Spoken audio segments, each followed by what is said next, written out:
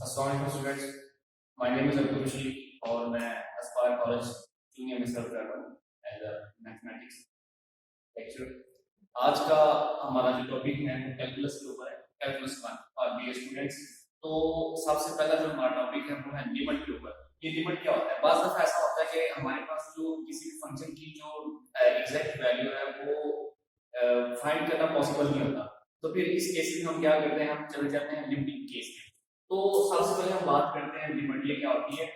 सबसे पहले आपको इसको कहते हैं फंक्शन आपके पास डिफाइंड है ओपन इंटरवल के ऊपर, लेकिन ओपन इंटरवल के ऊपर डिफाइंड है about x naught except possibly at x naught itself. आपके पास कोई फंक्शन डिफाइंड है ओपन इंटरवल के ऊपर, लेकिन जो x नॉट पॉइंट है इसके ऊपर डिफाइंड नहीं है। तो इस पॉइंट के ऊपर चूंकि डिफाइंड नहीं है तो मुझे इस पॉइंट के ऊपर वैल्यू चाहिए। तो फिर इसका जो आपके पास प्रॉपर आंसर निकालना होता है ना कि how to evaluate such functions, उसमें लिमिट का बड़ा अच्छा और किरदार होता है। If f of x gets arbitrarily close to L, ये आपके पास लिमिट L है। f of x क्या है? आपके पास जो अलोंग y एक्सिस वैल्यू दी जाती है वो आपके पास f of x होता है। For all x sufficiently close to x naught, आप जो भी x की अप्रोचिंग वैल्यू ले रहे होते हैं वो x नॉट जो आपने पार्टिकुलर पॉइंट लिया है इसमें वो करीब 3 होती है। हम इसके ऊपर भी डिस्कस करेंगे बाय सम एग्जांपल्स। तो आपके पास जो फाइनल वैल्यू जिसको x की डिफरेंट वैल्यू जो कि आप x नॉट करीब ले रहे होते हैं वो अप्रोच कर रही होती है x नॉट को, उसके कोरिस्पोंड जो आपके पास आंसर आ रहा होता है उसको आप क्या कहते हैं कैपिटल, और इसको मैथमेटिकली आप यूं लिखते हैं limit x approach to x naught f of x equal to L। और इसको रीड कैसे करते हैं? Limit of f of x as x approaches to x naught is L। तो अब हम बात करेंगे behaviour of function near A point. आपके पास नियर ए पॉइंट यानी कि आपने लिमिट की बात करनी है किसी पॉइंट के करीब। जैसे कि आपके पास एक फंक्शन दिया गया है x के -1 by x -1, इसका बिहेवियर चेक करना है पॉइंट x1 के ऊपर, यानी कि आपने इसकी x1 के लिए लिमिट फाइंड करनी है। तो अमूमन आप क्या करते हैं जब भी आप लिमिट फाइंड करनी होती है ना तो डायरेक्ट 1 ही पुट कर देते हैं। मिसाल के तौर पर 1 के ऊपर आपने लिमिट फाइंड करनी है, फंक्शन के अंदर 1 ही पुट कर दिया जाता है। हालांकि इसमें किसी लॉजिक ये नहीं होता, उसके करीब 3 वाली वैल्यू दी जाती है लिमिट के केस में। तो अब सबसे पहले आप इसको डायरेक्ट 1 पुट नहीं करेंगे, 1 पुट करेंगे ये आपके पास बन जाएगा 0। ये सारे का सारा फंक्शन हो जाएगा अनडिफाइंड। हम इसके करते हैं फैक्टराइज, इसके ऊपर फैक्टर्स करने हैं a square minus b square is equal to a plus b into a minus b। यहां से आपके पास ये वैल्यूज कैंसिल आउट, बाकी आपके पास बचेगा x प्लस 1। अब आप इसके ऊपर लिमिट अप्लाई जब करेंगे तो आपके पास यहां पे 1 प्लस 1 ये बन जाएगा 2, यानी कि इस फंक्शन की जो लिमिट आएगी वो बन जाएगी 2। मिसाल के तौर पे 1 था, 1 के ऊपर फंक्शन डिफाइंड नहीं था, 1 की वजह से याद रखिए कि जो आंसर आएगा फंक्शन उसके भी डिफाइंड नहीं है। 1 अगर आप पुट करते हैं ना, ये आपके पास फंक्शन था x square minus x by x minus 1, इसको सिंपलीफाई किया आपके पास बन गया x प्लस 1। इसके अंदर आप 1 पुट नहीं कर सकते। फंक्शन है x square minus 1 by x minus 1, ये अंडर डिस्कशन था। इसको आपने ये जो नोमिनेटर है इसमें से आपने इसको कट करके बना दिया था x प्लस 1। अब याद रखिए कि function x is equal to 1 के लिए डिफाइंड नहीं है क्योंकि 1 पर इंफिनिटी बन जाता है। तो याद रखिएगा 1 डोमेन में शामिल नहीं है, तो डोमेन में जो पॉइंट शामिल नहीं होता उसकी वजह से आंसर आता है वो भी शामिल नहीं होता बीच में। आपके पास यहां पे देखो होल देगा, ये जो आपके पास पॉइंट आ रहा है दूसरा याद रखिएगा f for x is equal to x plus 1, ये एक ऐसा फंक्शन है जिसका ग्राफ बनेगा स्ट्रेट लाइन। तो अब हम बात करते हैं कि अच्छा उससे पहले ये देखें यहाँ पे पॉइंट 1 इज रूट, क्योंकि ना तो डोमेन वाला पॉइंट शामिल है और ना ही रेंज वाला। ये पहला पॉइंट डोमेन में से होता है, दूसरा रेंज में से होता है हमारा x इक्वल टू 1 के लिए। अब हम इस पे बात करते हैं कि आखिर जब हम लिमिट लेते हैं, जैसे कि इसके ऊपर मैं लिमिट अप्लाई करता हूं ये वाली x approach to 1, limit x approach to 1 x plus 1 1 plus 1 is equal to 2। जबकि हम ये कह चुके हैं कि ये 1 बेसिकली जो पॉइंट है ये जो x नॉट है ये इसकी करीब 3 वैल्यू होती है। तो डायरेक्ट हम फिर इसी को क्यों पुट कर देते हैं, उसके ऊपर आते हैं 1 है ना, 1 रोल अदा कर रहा है x नॉट का, दिस इज x नॉट। अब मैंने क्या किया कि x नॉट की जगह 1 में 1 के मैंने करीब 3 वैल्यू ले ली 0.9। ये 0.9 जब मैं इसके अंदर पुट करूंगा ना आपके पास आएगा 1.9। फिर मैंने क्या किया 1 से बड़ी वैल्यू ले ली 1.1। जब 1.1 इस फंक्शन के अंदर पुट करेंगे आपके पास आंसर आएगा 2.1। फिर मैंने क्या किया 0.99 ये इससे छोटी 0.99 ले ली, इसको पुट करेंगे फंक्शन के अंदर आपके पास आएगा 1.99। इसी तरह 1.01 आप ले लें, जब आप वो फंक्शन के अंदर पुट करेंगे आपके पास ये चीज आएगी 2.01। ये डिफरेंट वैल्यूज ले ली गई हैं। अब देखिए जैसे जैसे आप छोटी वैल्यू करते जा रहे हैं जो कि इंतहाई करीब वैल्यू करते जा रहे हैं, तो आपके पास ये देखिए 1.999 6 टाइम्स 1 पॉइंट ये आपके पास आ गया। इसी तरह जब आप ये वैल्यू पुट करेंगे फंक्शन के अंदर आपके पास ये आंसर आ रहा है। तो ये वाली वैल्यू 1 के इंतहाई आपके पास करीब 3। इसी तरह आपके पास ये जो वैल्यू है 1.1 ये इसमें आपके पास पॉइंट के बाद देखें 0.1 आ रहा है यानी कि 1 है। इसमें देखें 0.000 ये आपके पास 1 है। जैसे जैसे आप वैल्यू को इंतहाई छोटा करते जा रहे हैं आपके पास आंसर उतना एक्यूरेट आ रहा है। तो आपने डिफरेंट वैल्यूज ली, x की डिफरेंट वैल्यूज लेने की वजह से आपके पास डिफरेंट आंसर आए। तो यहाँ पे जो आपके पास बिल्कुल करीब वैल्यू आई ये 2 पॉइंट बिल्कुल 0001 तकरीबन ये निगलेक्ट किया जा सकता है, लेकिन 0.999 की वजह से आपके पास जो आंसर आया वो ये है 1.999। आपके पास ये तकरीबन 2 के बराबर होता है। 1.001 लिया तो आपके पास 2.001 आ गया। तो अब आप अगर गौर से देखें तो जो आपके पास 1 के इंतहाई करीब 3 है ये आपके पास 0.9 है। 0.9 करते 1.9 आ रहा है, इसको राउंड ऑफ करेंगे आपके पास 2 बनेगा। लेकिन अब जैसे जैसे आप डेसिमल पार्ट्स को बढ़ाते जा रहे हैं आपके पास वैसे वैसे जो आंसर है वो एग्जैक्ट 2 की तरफ जा रहा है। जैसे जैसे आप डेसिमल्स बढ़ा रहे हैं हम इसको खत्म नहीं कर रहे, डेसिमल पार्ट्स बढ़ते जा रहे हैं आपके पास आंसर इंतहाई एक्यूरेट होता जा रहा है। तो याद रखिएगा ये आपके पास अप्रोक्सीमेट वैल्यू होती है। 1 के आप चाहे लेफ्ट से आप अप्रोच कर रहे हैं या राइट से अप्रोच कर रहे हैं, लेकिन 1 की इंतहाई करीब 3 वैल्यू ले रहे हैं। यहाँ पे देखिए आपने किसी ने भी 1 को 1 नहीं किया, आपने 1 के लेफ्ट से अप्रोच कर रहे हैं या राइट से अप्रोच कर रहे हैं, यानी कि 1 के करीब 3 इंतहाई करीब 3 वैल्यू होती है, वो चाहे लेफ्ट से हो या राइट से हो।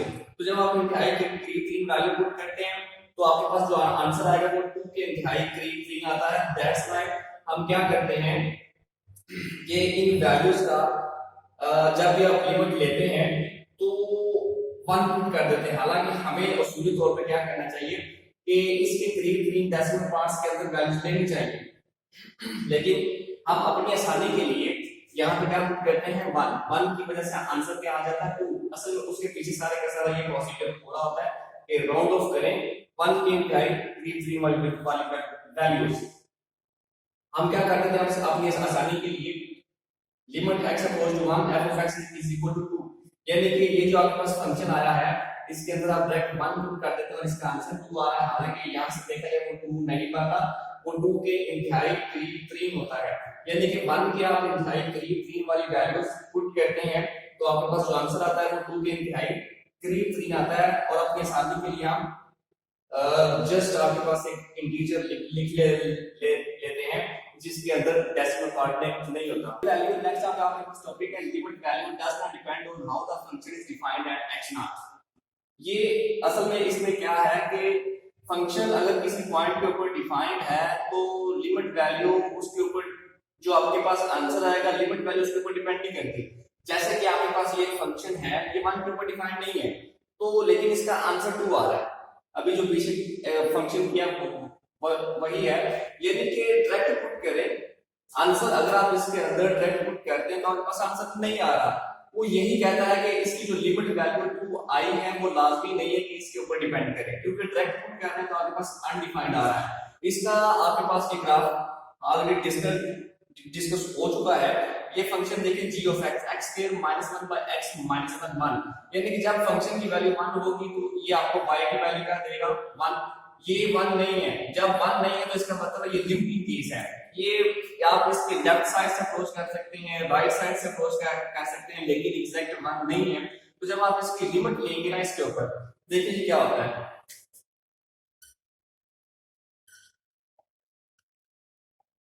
ये वाली ये आपके पास इसके फैक्टर्स बना लें a minus B a plus B by x minus 1 ये कैंसिल हो जाएंगे, सॉरी x प्लस 1 ये कैंसिल, बाकी बचेगा आपके पास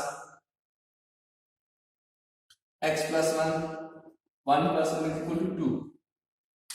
तो अब इसके ऊपर आप डायरेक्टली अगर पॉइंट पुट करते हैं तो अनडिफाइंड यहाँ पे देखिए आपके पास ये x इक्वल 1 के लिए जो फंक्शन डिफाइंड है 1 है, जब x की वैल्यू 1 नहीं है तो फिर आपके पास ये वैल्यू होगी, यानी कि ये लिमिटिंग केस है, ये लिमिट की वैल्यू आपको देगा। जैसे कि आप इसके ऊपर लिमिट अप्लाई करें 1 तो आपके पास इसके फैक्टर्स बनेंगे a square minus b square बराबर होगा a minus b into a plus b, same values काटनी बाकी आपके पास बचेगा x प्लस 1। जब आप इसके ऊपर लिमिट अप्लाई करेंगे तो आपके पास आंसर 2 आएगा। इसलिए जो लिखा है आपके पास 2 not is equal to g of 1, यानी कि g ऑफ 1 पे जब x की वैल्यू 1 होगी एग्जैक्ट तो आपके पास आंसर 1 आ रहा है, जब लिमिटिंग केस होगा तो आपके पास आंसर कुछ और आ रहा है। और यही वजह है कि उसने लिखा था limit value does not depend on how the function is defined at x not, जिस पॉइंट के ऊपर जो फंक्शन डिफाइंड होता है तो लिमिट वैल्यू उसके ऊपर डिपेंड नहीं करती, क्योंकि यहाँ पे आप 1 पुट कर रहे हैं आंसर क्या बन रहा है इंफिनिटी, यहाँ पे 1 पुट कर रहे हैं आंसर क्या बन रहा है इंफिनिटी। एग्जैक्ट वैल्यू के लिए आंसर कुछ और आ रहा है, लिमिटिंग वैल्यू के लिए आंसर कुछ और आ रहा है एक ही पॉइंट के ऊपर। तो जो आपके पास आई रिपीट लिमिट वैल्यू जो आपके पास ये जो आंसर आता है ये आपके पास होती है लिमिट वैल्यू। इसका आंसर क्या है लिमिट अप्लाई करने से 2, ये फंक्शन के ऊपर डिपेंड नहीं करती जिस पॉइंट के ऊपर डिफाइंड होता है, यानी कि अनडिफाइंड बन भी सकता है और नहीं भी। जैसे कि आपके पास फंक्शन है x प्लस 1, ये एक और फंक्शन है, आप इसके अंदर डायरेक्ट वैल्यू पुट करिए आपके पास डायरेक्ट आंसर आ जाएगा। तो ये जो मिसाल है ये उनसे हटके है, तो उसमें क्या था लिमिटिंग वैल्यू डिपेंड नहीं कर पा रही थी कि फंक्शन किस अंदाज से डिफाइन है, यानी कि डायरेक्ट पुट कर रहे थे आपके पास आंसर अनडिफाइंड आ रहा था। तो ये वो वाइड फंक्शन है जिसके अंदर आप डायरेक्ट वैल्यू पुट भी करें लेकिन अनडिफाइंड नहीं बनेगा, इसलिए उसने लिखा है कि फंक्शन है h is the only whose limit at x equal to 1 equals to its value at x equal to 1। तो इक्वल टू इट्स वैल्यू आप इसके ऊपर 1 पुट करें आंसर क्या बनेगा 2, इसकी अप्रोचिंग वैल्यू ले 1 को अप्रोच करवाएं तब भी आपके पास आंसर क्या आएगा 2 आएगा। लेकिन पिछले क्वेश्चन ऐसे थे कि आप क्या करते थे कि जब अप्रोचिंग वैल्यू लेते थे आंसर कुछ और आता था, जब आप डायरेक्ट वैल्यू लेते थे आंसर कुछ और आता था, यानी कि इसके अंदर डायरेक्ट 1 पुट करें आंसर 2 आएगा, इसके अंदर इसकी अप्रोचिंग वैल्यू लेंगे भी आंसर 2 आएगा। ये मिसाल से हटके है। आगे है finding limits bye calculating f of x naught। ये f of x naught क्या होता है कि कोई भी आपके पास फंक्शन है इसके ऊपर आप लिमिट अप्लाई करें x equals to x naught, ये आपका जो पॉइंट है ये बेसिकली ये आपका है कांस्टेंट वैल्यू है, ये फंक्शन है बेसिकली कांस्टेंट करता है, ये इसके बराबर होता है। कांस्टेंट फंक्शन की याद रखिएगा लिमिट इटसेल्फ होती है, तो लिहाजा आपके पास limit x equals to 2 f of x is equal to 4 आ जाएगा। इसी तरह आपके पास लिमिट जो मर्जी अप्लाई करें, क्योंकि फंक्शन कांस्टेंट है इसके अंदर वेरिएबल शामिल नहीं है तो लिहाजा वही आपके पास आंसर आता रिपीट होगी। इसी तरह आपके पास ये सी पार्ट है limit x equal to 3x is equal to 3, ये आंसर लेके आना है। मैंने इसकी लेफ्ट हैंड साइड लेंगे क्योंकि फंक्शन x के बराबर है तो लिहाजा इसको कहते हैं आइडेंटिटी फंक्शन। तो इसके ऊपर लिमिट अप्लाई करें x की जगह ये वैल्यू आ गई, इसका आंसर क्या आ गया 3 आ गया। अब डी को आपके पास डी पोर्शन आ गया limit x equal to 5x minus 7 is equal to 7, तो इसके ऊपर आप फंक्शन ले लें f of x equal to 5x minus 7, इसके ऊपर अप्लाई करें लिमिट आपके पास अलग अलग अप्लाई हो जाएगी। तो ऊपर लिमिट अलग अलग अप्लाई करने के लिए देखिए माइनस अपनी जगह पे है तो और से 5 आ जाएगा, तो इसके ऊपर अप्लाई करें ये आपके पास 2 देगा, ये -7 दिस इज 3, ये आपके पास आंसर आ गया। इसी तरह आपके पास ये की पार्ट है limit 3x + 4/x + 5 is equal to -2/3, इसके ऊपर हम रूल लगाएंगे लिमिट का, लिमिट सब्सिट्यूट हो जाएगी डिनोमिनेटर की और डिनोमिनेटर की, तो आपके पास अलग अलग तरीके अप्लाई भी हो जाएगी।